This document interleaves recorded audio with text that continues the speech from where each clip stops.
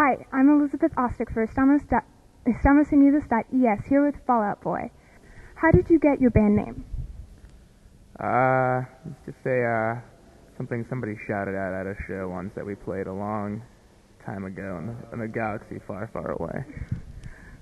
And, Pete, sometimes your written lyrics are difficult to understand. What's more important to you, what is being said or the overall effect of the music? Well, I don't know, it's hard to explain. I want people to understand them, but I don't want it to be something that someone can understand in one listen. But at the same time, I think there's been times when I've written words that have kind of gotten in the way of Patrick singing, and I think we've kind of come to a better compromise. Would you consider it more to be poetry to song, or just what exactly is it?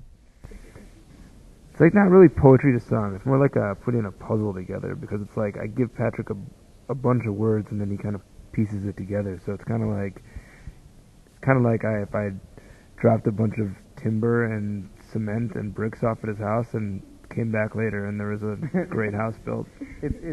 It's kind of weird to describe because it's not very poetic. It's very lyrical. You know, I mean, like the type of stuff that he writes could only really, like, it feels like music, you know, but he doesn't give me any musical notes to it at all. It's just in word form, and it's really hard to when you see it on a page. It's really hard to describe what's so musical about it, but it is, you know. It's like it's kind of, I think it's a huge part of our sound, but it's just words, you know. So it's weird, like I think how much that affects like the music. So.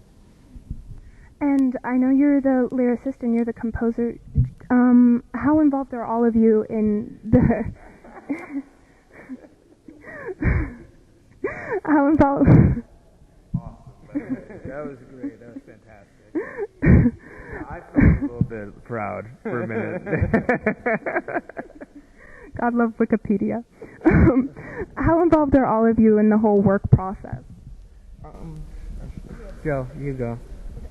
I think, you know, when Patrick starts putting a song idea together based off of what he gets off of Pete's lyrics, he brings it to, he'll give some stuff to me, and I'll try to throw some of my ideas in there, and I also throw some of what I write over to Patrick, too, to work into some of the songs, and Andy helps a lot with, well, I'll let you answer that. I was going to say you do a lot with the arrangements.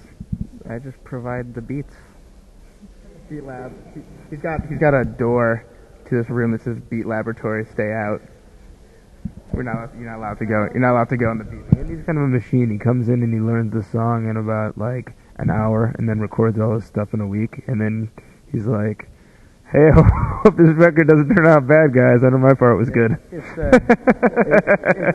It's pretty funny how because it's weird, like describing what, you know. Now we're on the subject of Andy. What Andy does is really interesting because it's so quick. You kind of, if you blink, you'll miss it, because like he pretty much records.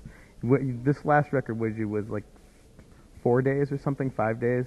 The entire record was like 25 minutes. He did it in less time than the record actually plays for.